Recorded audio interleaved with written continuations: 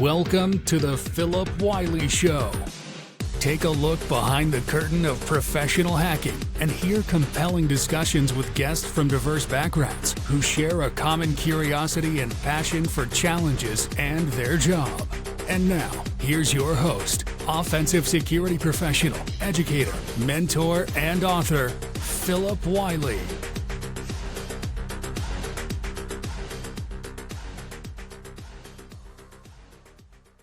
Hello and welcome to another episode of the Philip Wiley Show. I'm excited to have Dahvid Schloss joining today. David's got a really cool background, and so I'm looking forward to hearing what he has to say, learning a little bit more about him, and also he kind of comes from a military background, but we'll get into that when he shares his hacker origin story. Welcome to the show. Thanks, man. No, super excited. Long time watcher, long time listener, never posting. Right now, no, man, it's great. I mean, I was talking to you earlier, right? It's been a while since we've met up. I think really the last time was Hack SpaceCon last year. We just got super busy. I mean, I wasn't traveling. I wasn't doing much else out there. Even the cyber idiots were kind of keeping quiet just because we had so much on the plate. But super excited to be here, man. Yeah, glad to have you on. I'm just kind of going back how I've become acquainted with you is through Lily Clark, because Lily worked with you for a while. So that's kind of how I found out about you and some of the other folks that used to work with. Yeah, no, she's a killer. Like, man, would love to see her get back in the community a little bit more. I think she's actually coming out to DEF CON this year, which I'm excited about. But yeah, no, I forgot. That's really how I got introduced to most of you guys, isn't it? It's just like, just through Lily. Yeah, she's quite the social butterfly. And just one of the things I enjoyed, because I worked with her at I&E, just the positive attitude, just always happy, always positive. And I just like that, especially nowadays when, there's too much negativity, just to have someone around positive like that. Oh, the hype was real. Like, I'm one of those like leaders that kind of second guesses myself at times, where I'm like, was that the right decision? Did I say something wrong there? And she's like in the background, like, hell yeah, let's do this. Like, okay, yeah, I'm into this. All right, good energy. So yeah, before we get too far into the show, if you wouldn't mind sharing your hacker origin story, kind of how you got started and where you are today. Yeah. Okay. So I like to tell people that I came about it in a traditional / non-traditional way, right? So way back in the day, 2009, I joined the military as this young strapping young lad. I was not strapping. I was like 5'7", 120 pounds. I was a stick, right? And I joined, and I really wanted to do special operations. Like that was what I wanted to do. I wanted to be the guy that did the cool stuff. And they said no. They were like, absolutely not, dude. You'll die in training. You'll starve. Which was like, oh, okay. So they gave me another job, which still, I guess, is better than like, an infantryman or something like that, which was denoted as a cyber system operations. And I didn't really know what cyber system operations was. It sounded cool. It sounded like it was something techie. So I go through boot camp. I get through to my tech school, and it's IT. It's like straight up IT support, They're teaching us how to do like Exchange Enterprise Admin for 2003 and Active Directory 2003. And we're talking like 2009, right? So that was my traditional training. Like I got into that. I graduate schoolhouse. I go to my first duty station, which is Hawaii. I mean, you can't go wrong with Hawaii, but I really just didn't enjoy the job. It wasn't what I wanted to do. It wasn't really what I signed up to do. And I was begging for a deployment. I was basically taking favors, and I was like, dude, if you can give me a deployment, I'll be good to go. And, got really lucky, made enough friends, pulled enough favors, got myself into a position to where I could deploy. And then I didn't do my job. Like I got deployed to be a radio operator for EOD, or unexplosive ordnance disposal, right? So it was like super cool because we're out there blowing up, IEDs, bombs, guns, whatever we didn't want the enemy to get their hands on, and it was a blast, figuratively and literally. I have pictures of me blowing up hard drives because we were trying to come up with a better way of destroying secret hard drives without shipping them back out to other like Kuwait or Al Udeid. So we experimented a lot in how much C4 it takes to blow up hard drives beyond the point of recoverable. I learned that if you stack them 3 by 3, a hard drive 3 by 3, and you surround that box in C4, it does not destroy the middle hard drives. So if you ever need, apocalypse like armor, use hard drives. Like, they're really, really good for that. But it really rejuvenated what I wanted to do, which was ultimately get into special operations. I almost transitioned out of my job to go into EOD, and if I did, I probably wouldn't be in this career field today. But a buddy of mine was like, "Hey, man, maybe you should check out JSOC's communication unit." And I was like, "Oh, okay, yeah, I'll check that out." And I go and apply, and I'm still a small guy, right? Like I grew up, I beefed up a little bit, right? But I was no like traditional operator, right? When you think of SF, SEAL, Rangers, these guys, you think like big, bulky dudes that eat rocks and children, right? Like, they're just huge. And I was not that way. And so I get to this interview, which is like a week-long interview where they're testing your mental, your physical, the whole 9 yards. Even like, are you a sane individual? Which is oddly enough how I found out I had ADHD. And I get to the end of it. I was not the fastest guy. I was definitely the slowest guy. And they were like, "Look, you need to improve your run, but we're going to take you on, and you can go to selection." I was like, "Oh, dude, this is awesome. Perfect." So I get into selection. I want to say it's like 2012, if I remember correctly. And selection is a 6-month long interview process, right? It's just a schoolhouse that you go to. And at any point in time, if they're like, "No, you suck, you're out." Right. And it's like, you're done. You're not going through the course. You're not getting the job. You're not coming back, kind of thing. Somehow graduated that, and I got to do the fun job of being a special operations communicator, which was a lot of like going downrange as a single individual or in a group of small teams and operating the entire suite of comms. So satellite, networks, devices, all the way down to the endpoints and radios, right? So it's like, you were that guy. You were the only dude that people would turn to. And it was pretty neat. I got to do some cool rotations, go to some cool places. Eventually, I started to sustain some injuries and ended up having pretty bad back problems, right, for lack of better terms. And from that, I was like, all right, I need to make a change. There needs to be something. I'm broken. I'm not really doing anything. And I remember I was talking to the admin personnel, and he's like, "Do you want to do cyber?" And I was like, "What's cyber?" And the dude goes, I'll never forget this. He goes, "Well, it's not defense." I'm like, "Oh, that sounds cool. Sure, why not?" So I go to the building in which the cyber team is at for the unit, and they're like, "All right, yeah, take this test." And I'm like, "Okay." Sit down. It's an hour-long test, 100 questions, and I bomb it. I get like a 20, and I'm like crushed. And I'm sitting there. I'm like, well, I guess I'm probably just gonna have to get out and do like IT work. There's not really anything else I can do. I don't know what to do. And they come over and they're like, "Hey, man, yeah, we'll take you in." I was like, "I got 20. What do you mean you're gonna take me in?" They're like, "Oh no, the test is hard on purpose. Like, that's the whole point." So I go through another interview. So as you can tell, most of my career in the military is just going through like long selection processes.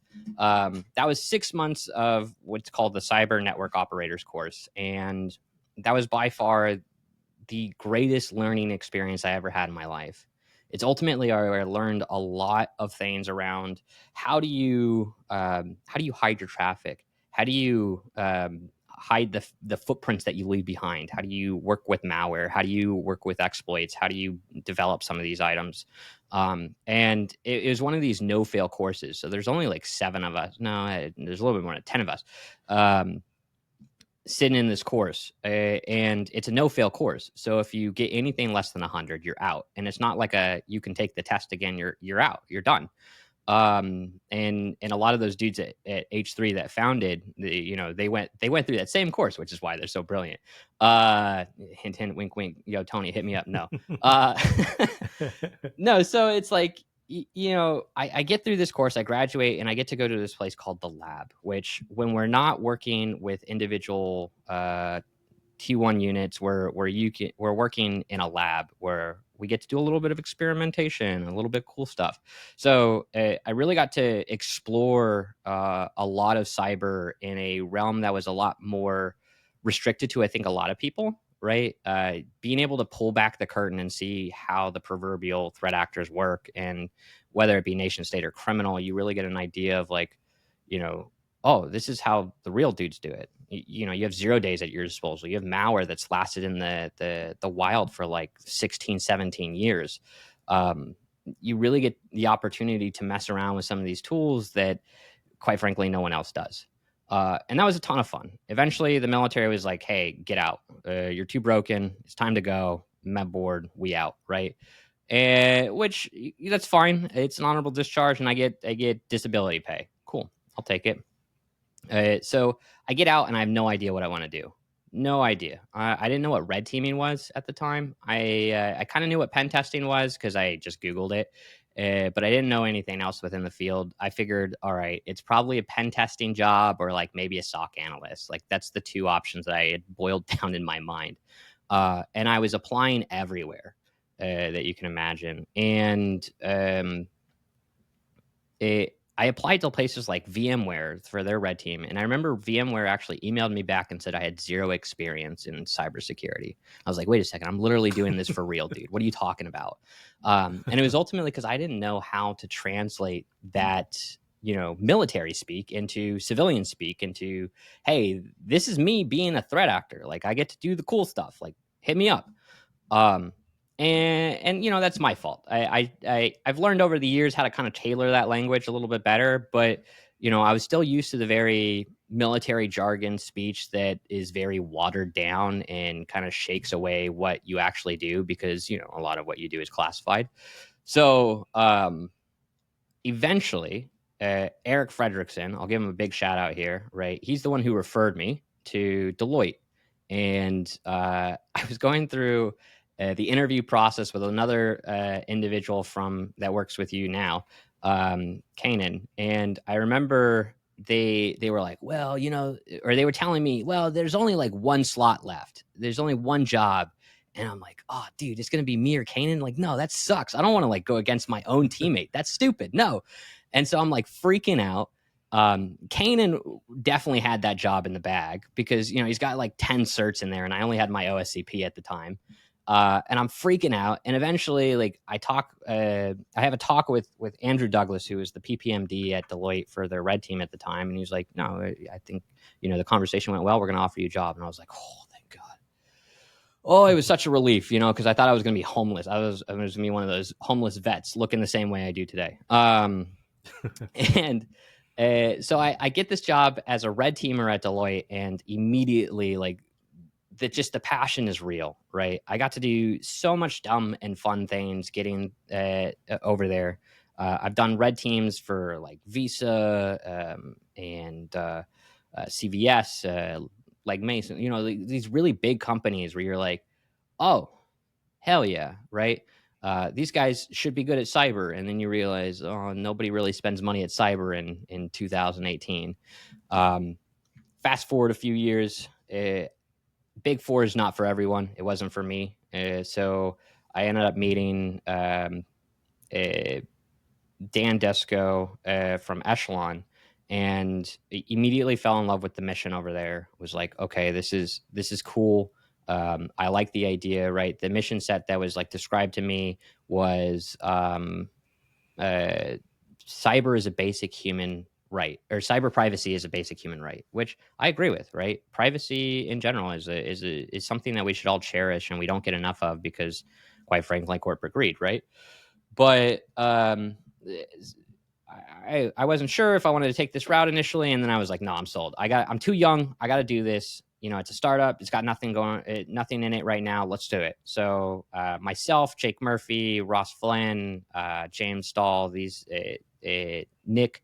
I'm forgetting Nick's last name, so forgive me if you watch this, Nick. But we started Echelon with Dan back in 2020, I want to say. And we grew that business. I took over the offensive security side of the house, and we grew that business to be relatively large, right? And I loved every minute of it. Like you mentioned, I got Lily to work with me. She was such a treat, such a phenomenal person to work with, a great energy. And from there, I really built that team out to be individuals that I have still cherish and love today, right? Like, it sounds kind of weird to be like, oh yeah, a leader says that they love their employees, but like, honestly, if you love the people you work with, it never feels like a job, right? I really fell in love with the idea of growing a personal brand around cyber. Can be a serious topic, but there's no reason why you can't have some fun while talking about it, right? I really wanted to be a leader in the space that was allowing individuals that had no experience in the field to grow in the field, and then also those who were already in the field to turn them into weapons of specialization, is what I like to call it, right? Like, hey, you love malware development. All right, hell yeah. What can I do to make sure that you learn everything about malware development? I want to grow what you love, right? So I did that for a few years. Eventually, it just kind of came to be that it was time to leave, and I got really lucky that times met in with one another, and I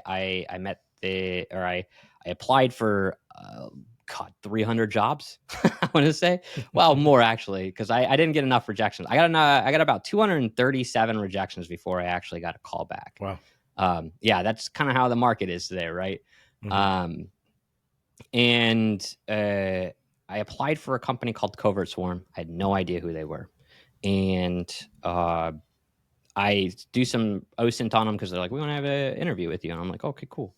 I look at it and I think it's a SaaS platform because I didn't really understand what was going on. I was also like, very, very chaotic part in my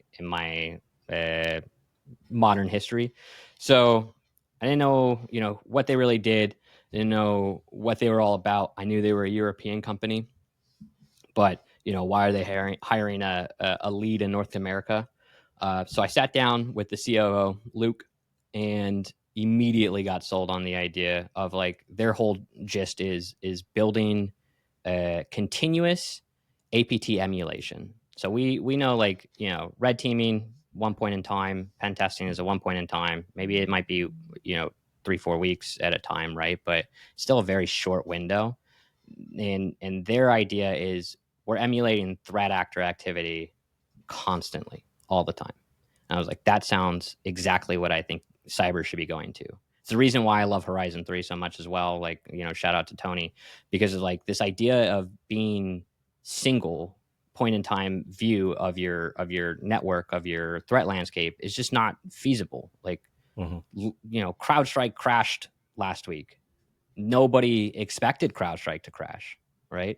Or Log4j. Nobody expected somebody to come along and be like, "Oh crap, there's a vulnerability in Java that 97% of the internet uses."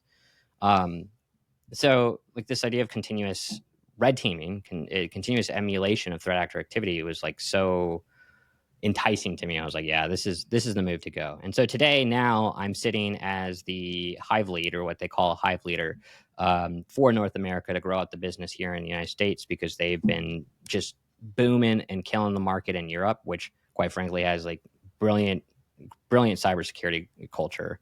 And now I'm trying to build that here and replicate the success they've had.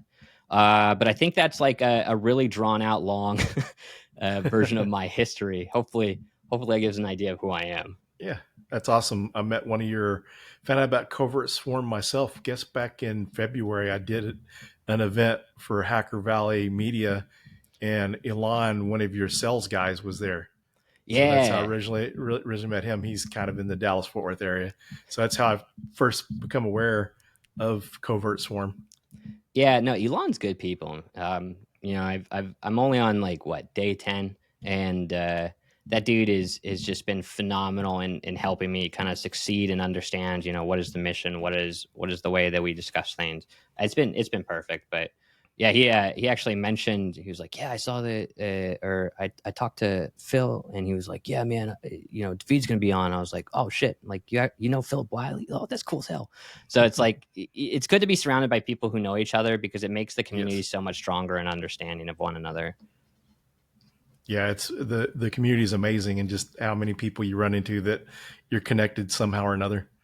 Yeah. Dallas has got a lot of tech people, doesn't it? Like It does. I didn't realize like how much tech is in Dallas, let alone like, I mean, everyone thinks Austin, but like, I feel like the Dallas area is so much more. Mhm. It seems like Austin is a lot of startups, and then, Meta and Amazon, they have presences there. So if you're really wanting to work in companies that are building the technology and startups and that type of stuff, that's the place to go. But as far as like the jobs, there's a lot of them here because Toyota relocated. At least I know Toyota Finance relocated to Plano, Texas. I'm not sure what other operations relocated here too. So there's a lot of work here. It's probably one of the better place in Texas, I would say, for getting a job. Yeah, no, what was it? Toyota Auto as well. I think Toyota Tusho America is down there. I think they finally moved over, but I know that the automotive business head is now in Plano as well.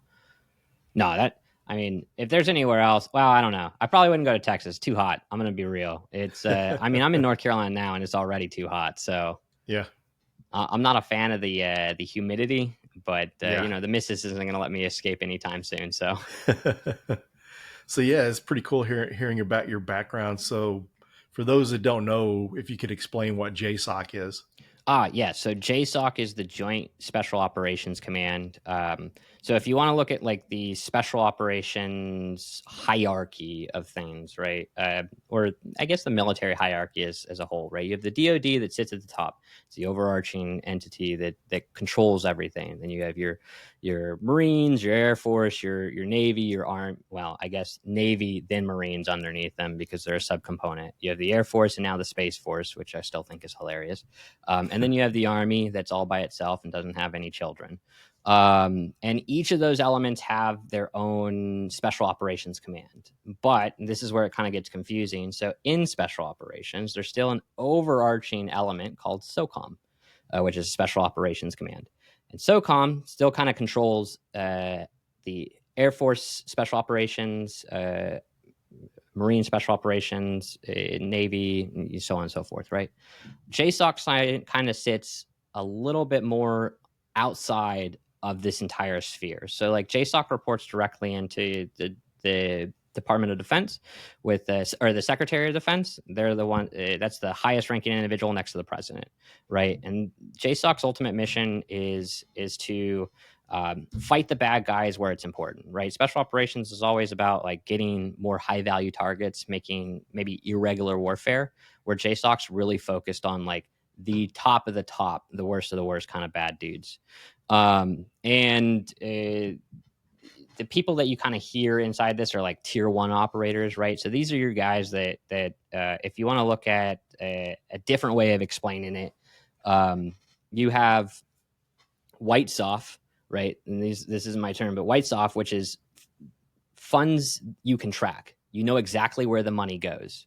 And then you have black soft, which is you have no idea where the money goes. And that's all of JSOC, right? Is like there is funding that is publicly known, but a lot of the mission stats are set through funds that are not. And they're just the guys that do the super cool missions. So they're the ones that go to some really neat places. And I'm trying to think before I talk and do my instead of my normal ADHD way, because I don't want to spill the beans on anything that's going to get me arrested. But there's just an air of extra coolness in that realm is, I guess, the best way to put it. Not to say that I was extra cool. I am not a cool dude by any means. But I got to work with a lot of dudes that are and have done some really, really neat and unique things. Like the teams that went after Bin Laden, or the teams that did Stuxnet, like those guys, like are all in that sphere of Blacksoft. But yeah, hopefully that clears up on understanding. Yeah. I wasn't really, I've heard of it because through my employer, didn't know the details of it, but that's good to know. So is it safe to say that's kind of, when you think about countries attacking the U.S. as nation state, this would be kind of the U.S. equivalent? No, not really. So Okay. like, I think, well, so some of it, right? So I think a larger issue and probably a good discussion to have eventually is the lack of cyber norms in the United Nations, right? So a norm in the United Nations is like when we talk warfare norms, people dying, civilians dying in war inadvertently is a signed upon agreed norm, which means every nation's like, yeah, this sucks. We don't want this to happen, but it happens. There is no agreement in cyber norms for cyber attacks amongst countries, right? So when you start going down that realm where you're like, Russia and China are probably in our internal infrastructure and we're probably in theirs, right? That's much more clandestine and much farther than where I ever sat, right? Okay. Like where I would say is more so focused on, hey, we're trying to find X head of terrorist group, and this is the signatures that we're looking for. We're on this dude's phone. We're on that dude's computer, right? It was much more focused on non-state actors, more terrorist-funded, criminal-funded organizations. But that side of the house does exist somewhere. It just was even further up than where I ever worked, which would have been cool. No lie, let's be honest. But I think when you start to get to that like level of clandestine, it's kind of like where we're talking about, where it's like you don't have a public life. There isn't anything out there on you. Which if you choose that life, that's what you choose. But I kind of like talking to people more. Mm-hmm. So just out of curiosity, so the skills that you picked up there, how transferable and helpful has it been in your offensive security career? Oh, so Seer was amazing. So Seer is like practice prison camp, right? Which sounds, why would that be amazing to cyber? And the reason is because they teach you some transferable skills, like how to pick locks and how to escape from prisons, which is a really good skill if you get captured by a terrorist organization, right? You don't want to be sticking around for too long. But that piece I think was a little bit helpful. Having access to really good malware, really good exploits was not at all. It sounds like it would be really helpful, but it was a hard transfer for me, especially because I'm so used to being able to go /execute, and now I'm on a box, and now I have to go, oh, I have to use my brain. I think what was really good was that CNOC class that I took, or the course that I had to take to get into the field, taught so much in depth in the basics that you fuel that with some like ADHD rage, and you start learning about like the hammer row exploit, like the exploit where you flip a bit 1,000 times a millisecond to create a magnetic arc on the memory chip to flip the root bit from 0 to 1, right, for a phone. Wow. Like that stuff was so cool to me, and that was kind of some of the stuff that I like to experiment with in the lab. So having that time to really like figure out what I enjoyed and within the field in an environment that I could go free willy with, right? No restrictions. That part helped. There is some difficulties when you start talking like to transfer it in the civilian world, right? You can't just tell like a college student, yeah, dude, just go hack a website, right? Like that's not acceptable. Unless you write the website, but like who's really got time for that? But I think that piece was the most helpful aspect. Having access to some of that malware really like it invigorated me to want to write malware myself, which is really where that's actually how I got my hacker moniker, right? Like I got in trouble using that. So yeah, I think that's probably the one way it transferred, but it was a tough transition, to be honest. Yeah, pretty interesting. So in the prison training or whatever, they teach you how to make a shiv? Yeah, no, that's from normal training. You just got to protect yourself from all the other goons. You talk shiv, and I got one of these X-Acto knives in front of me. I was like, oh shit, is that on camera? But no shivs. So like based on your background and kind of how you got started, you mentored and led a bunch of other cybersecurity professionals, what advice would you give someone, say they've got the basics down, the IT basics, and they just need to learn offensive security? So what would you recommend for them, a learning path for them to learn offensive security? Yeah, it's by far my favorite question of all time from all the stuff that I do. I think this is the one that is the most important to ask. It's no secret to you and I, offensive security is massive. It's like there is no way you can be a master of all. Like there is only one, and that's John Hammond so far. That's all I've seen. He's he's got the chops, but we can't all be him, right? So really, like my biggest recommendation is get your toe wet on everything, right? You may not like coding, so don't go into coding. Don't be a malware developer, right? Don't be an exploiter or an exploit developer. You may enjoy web. You may not enjoy web. You may enjoy networks. You may not enjoy networks, right? But the opportunity to learn is 100% out there, especially in the logical sense, right? You have Hack the Box, you have Pen Tester Academy, you have INE, which has got some good stuff. There's all these resources, some paid, some free, but there is so much that there's no excuse to not try everything.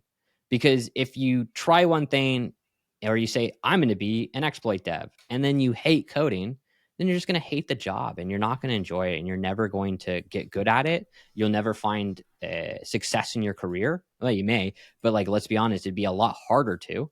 So like, take the time to really like sit down and go, what is it that I want to do? And then align what that seems like, try it out. If you like it, dig into it more. If you don't stay with it. The field is so massive. There's so many opportunities for other items that you don't have to pigeonhole yourself into a certain element, right? It's like the same. I'm sure you've heard it from plenty of people that you've mentored and whatnot. Like, oh, I got in a SOC analyst because I wanted to get into cyber, and now I'm stuck as a SOC analyst, right? And I only got into this because I wanted to do cyber. And I'm using this as a facetious example, but like you hear it all the time, whether it's a SOC analyst or it's a web app pen tester, or you tend to not hear it so much in networks, but I think that's because there's a lot less people in the field that do networks. But you have all these people that feel like they've pigeonholed themselves into, and it's because they rushed into the field thinking that they needed to just to get the roles. And yes, job market's difficult right now. I can fully attest to that. We can blame AI and its integration into the ERPs and all the resume sorting tools as we want. But if you rush into something because you feel like you're not going to get a job, there's a potential that you could end up hating this career field even more. And that's what we definitely don't need right now, because there are more jobs in this field that we cannot fill because A, we have HR that doesn't know what they're doing, to be fair. And B, people are dropping out like flies, either from being exhausted and burnt out, or they just don't want to do what they're doing. So if you take the time and you're deliberate about what you want to do, and you figure out exactly what you want to do, say you find out web is that, then apply to every web app job you can. Talk to everyone you can, right? Because you and I are both very, very open people. You message me on LinkedIn, I will probably reply to you relatively quickly. If I don't, I apologize. It's a busy lifestyle. I get it. But like, there are a lot of people out there that want to help others get into this field and succeed. And the only way that we can do that is finding passionate individuals who want to be here. So I think that's the single most important aspect of breaking into the field, is just taking your time and being deliberate about what you want to do. Yeah, I like that. That's good advice, because because I run into people like this, and they see some of my backgrounds, and sometimes people gatekeep, but then there's sometimes people, this is my experience and this is my recommendations of how I think it needs to be done. I know some people that are very helpful that are that way. Maybe they were a system administrator and they thought, yeah, you should work in IT before you become a pen tester. But there's people that are going directly into it. Just seems like you got the right education and skill set, then you should be able to jump directly into some of the roles that you're actually wanting to go after, instead of, because you hear some people that may want to start a help desk or something else just to get their foot in the door, Yeah, it's all about drive, right? If you can portray your drive to an individual, especially a hiring individual, you're going to get looked at much quicker than the guy who has 47 certs because they've been chasing him down for the last 10 years and has been doing IT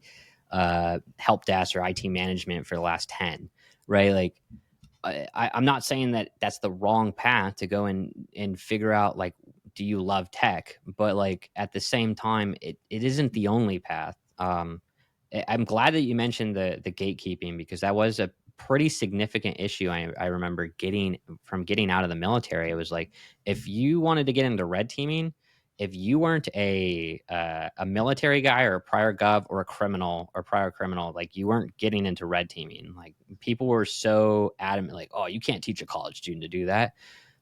Bro, college students are the best at breaking into buildings than anyone. You tell them that you're going to give them free pizza if they get in, they will do it so quick. And like, I mean, I joke, right? But like, my old team, they did some silly, like, I'm gonna give a great example.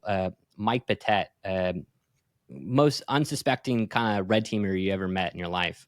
I like to think that if Mike didn't actually become a moral red teamer, he probably would have been a criminal, right? Like, he's one moral shy at times.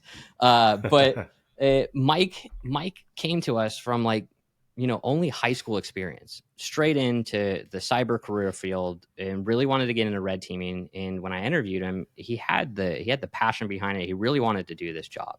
And I'm glad that we took the opportunity to bring him in, because there was a really good example. Mike went on a red team. They needed to do a physical entry. It's in January. It's snowing at the location. And this dude had the thought process to walk to the maintenance entrance of this building and go, "Hey, I'm new here. My laptop hasn't arrived. Can I help you guys out with something? I'm bored." And they were like, "You want to shovel snow?" And he was like, "Yeah, sure. Why not?" So they gave him a golf cart, salt, and snow, a shovel, and he shoveled the entire walkway from the building to the parking lot, salted it, returned the golf cart, goes, "Hey, thanks, guys. I'm going to go check to see if my laptop's here," and then walks into the building. Nobody even thought of it, right? And then what's even better about this, the reason why he got caught was because the next day that maintenance crew went over to the business unit he said he was working at, and they were like, "Oh, hey, can you tell Mike thanks for helping us out yesterday?" And they're like, "Who the hell is Mike?" And so, like, then an incident response happened. They went through and, like, they were like, "Oh crap, who was that guy?" But it's like, you don't really need to have all this background to be good at this job. Like, anyone can be a red teamer. You just have to have the understanding of what it takes to be a criminal, right? Which is why a lot of times, like, when I talk and do public talks and whatnot, I always introduce myself as that emulated mob boss of a group of emulated criminals, right? Because that's what we're doing as red teamers. We're taking crime, we're making it legal so we don't go to jail, and then we're doing it. And if you can get that mentality in your head and you can get into that mindset, which is, I'll be honest, is a little bit more difficult to be a good red teamer in that sense. But if you can get into that mindset, like, you don't need a college degree. You don't need all these random certs. You just need to have the drive and the motivation to understand what it takes. Yeah, just like that creativity that he thought of to do that. I mean, that's a story I haven't heard anyone doing anything like that. I've heard other ways people have gotten in, but it's pretty I cried of unsuspecting. laughter. Yeah.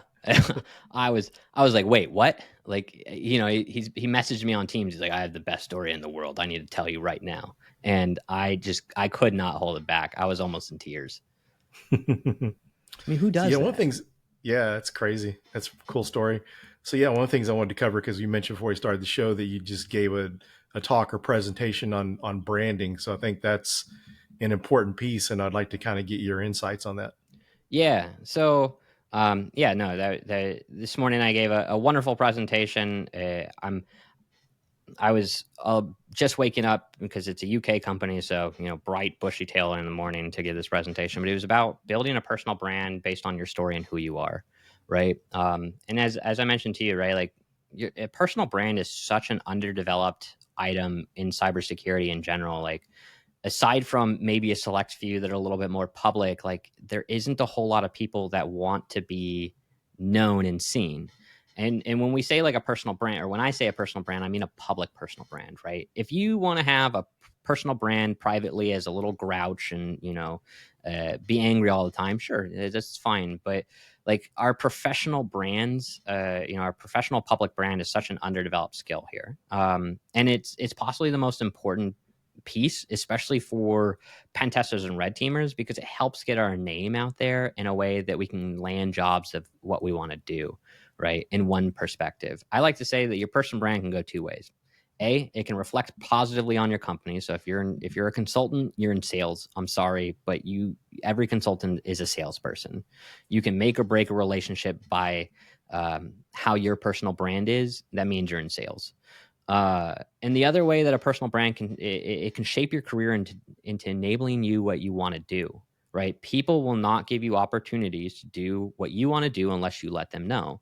And so developing your personal brand is such an important aspect of that, because like my brand is, I like to say I'm a self-described like anti-hero kind of personality type when it comes down to cyber. But if I had to choose things that I really want to do, it'd be malware development and exploiting people with PowerShell, because for some reason that still hasn't been locked down in most organizations, right? So like if I want to keep doing malware development and PowerShell or exploitation development, I need to let people know. So being public about that, releasing information, releasing my research, putting it out on the internet is such an important aspect. It helps out other community members. So it scratches that niche for me that I like to be a leader in the space, and help mentor people. So it scratches that itch, but it also enables me to continue to do the stuff that I love, because my brand is, I'm the guy who's beating CrowdStrike, left and right because it's funny. And so like kind of and I think that it's kind of hard to build that kind of training here in like, a 5-minute synopsis, but it is something that I think we need more of. Everyone wants to be so private, as you kind of mentioned, right? You get so private that nobody ever figures out who you are. Like I know so many red teamers who still don't have social media, and it's like, dude, okay, I get it. You're paranoid, but let's be honest. Everyone's got your information regardless, buddy.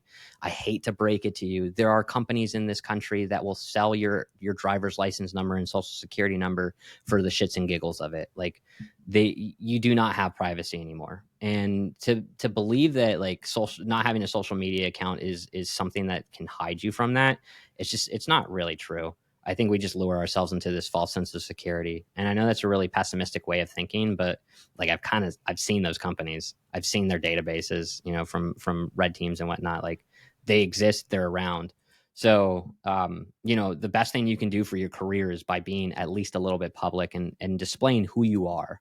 Because if you want the jobs that you want, like you gotta put your best foot forward, and not having a LinkedIn is not putting your best foot forward, honestly.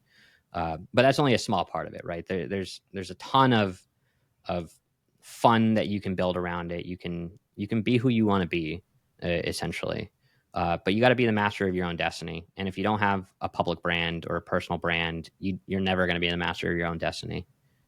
Yeah, it just makes job hunting a lot more difficult, because it's just like I have a friend that sees all the opportunities and stuff I get, and he's a really good pen tester. And I tell him, I said, you could be the best in the world, but if no one knows about you, they'll never find you. They don't know your skill set, and you're not really displaying that or sharing that.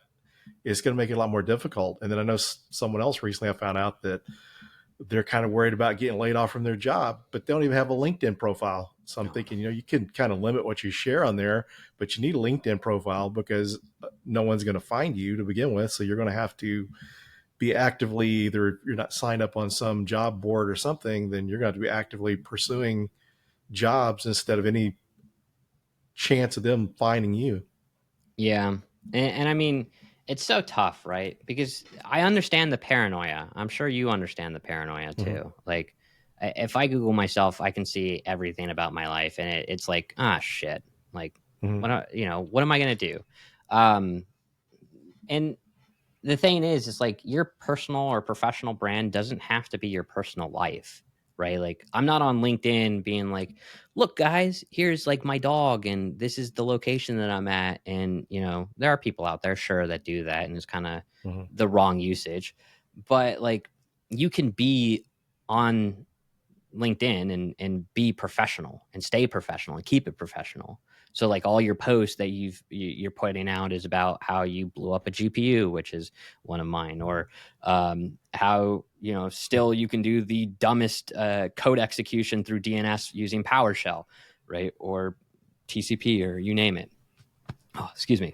So it's like, I think that piece is what holds a lot of people back. It's like, you know, there's this idea that social media has to be personal, and it doesn't have to be. Your personal and your private and your public life can be two different things. Yeah, I totally agree. And it's pretty easy to keep separated. Yeah. Shit, I totally like forgot what I was just going to say. That was like the most ADHD moment I could have possibly had. Hopefully you have a question, because I totally forgot what I was. This is bad. Yeah. So we're getting down towards the end of the episode. Is there any closing comments you have, or anything you'd like to share that you didn't get to cover so far? Oh, perfect. Cut me off before the drugs kick in. No.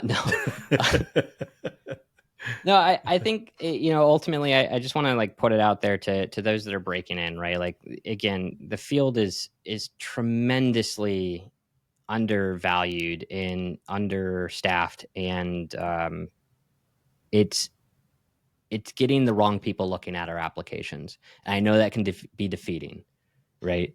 The bigger the company, the harder it is going to be to get in, that I've experienced, right? Unless you're coming from like, you know, right out of college from an Ivy League school or some really well-known, respected cyber program or whatnot, it is difficult and you're going to get a lot of rejections. The only thing that I would say is like, look out for the smaller ones, right? Look out for the startups. Those are the people that need the most help, and it's the place that you can most grow. I used to think like, oh yeah, dude, definitely get the big fours in the house, right? Get the VMwares, the IBM X4s, the Microsoft teams. Nothing wrong if you go those routes, right? Nothing wrong at all. But the biggest opportunity for you to grow and to learn in this space is probably going to be startups. I know this is kind of like a weird call out, but I think it's something that is very much undervalued in the space of where you get applications. I remember when I worked at Echelon, like while I did get a lot of applications and reviewed a lot, in comparison to my bigger company brethren, say CrowdStrike or Microsoft, like it paled in comparison for the roles. And it's the exact same role with the exact same pay, right? But the opportunity at Echelon would have been much more beneficial to the individual's growth professionally and technically, but it just didn't give any value to it. You know, people weren't giving value to it. Just, I don't know if it was a matter of a startup or they just didn't look because they're not thinking of that.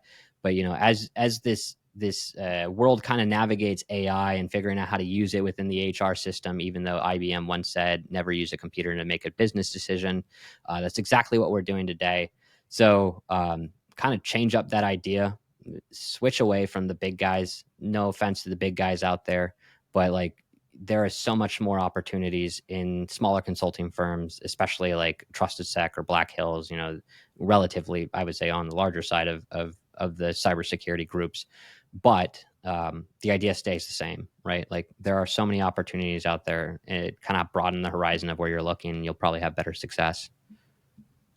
Yeah, just some of the individuals you get to work with, and the opportunity for promotions and stuff, because you're at a small startup, 50 people up to 100 or 200 people, compared to, you know, thousands or hundreds of thousands of people trying to apply for some of the same roles. When you're trying to get promoted, makes it a lot tougher. And just some of the things you get to learn at a startup, you just don't get the opportunities some of the regular traditional corporations or tech companies. Right. Yeah, I would have never grown at Deloitte. I did well. I was a team lead, right? I got to sell a lot of projects, but I was always treated like, you know, one of the other hay needles in the haystack. I was never treated as the metal needle, right? Mm-hmm. And then, you know, took the opportunity to grow and learn at Echelon, and like honestly, I grew more there than I ever did elsewhere. And then I expect to do the same here at Covert Swarm. So like there are so many opportunities out there like that. And there's an opportunity to potentially be, a tech lead or the go-to guy for things, right? The next Evan Isaac or Jake Murphy or John Hammond, like all these great individuals that are out there that have their name out there. They probably got their better starts in smaller organizations. So, look out for them. Well, thanks for taking time to do the podcast. It was great to get to learn more about you and more about your background. Yeah, man. And we'll have to party hard in DEF CON. You're going to be out there. Yep, I'll be there. Yeah, we'll have to meet up. We'll do some fun stuff. Are you going to come out to the Darknet Diaries party? Yes, because that's on a Saturday, right? I believe. Yeah. So that's good because all the obligations and stuff are taken care of by then. So no other competing parties or anything that I have to attend. Good. Yeah, we're sponsoring it this year, so I was like super excited to hear that when they told me when I started at the company. They're like, "Oh, we're sponsoring the Darknet Diaries," and I was like, "Hell yeah!" So come out, come say hi if you can find me. Yeah. Well, you'll be able to find me. I'm the only guy in a Hawaiian shirt, and we'll have to party hard. Sounds good. I look forward to it. See you, man. Thanks again. Yeah. Thanks everyone, and we'll see you on the next episode.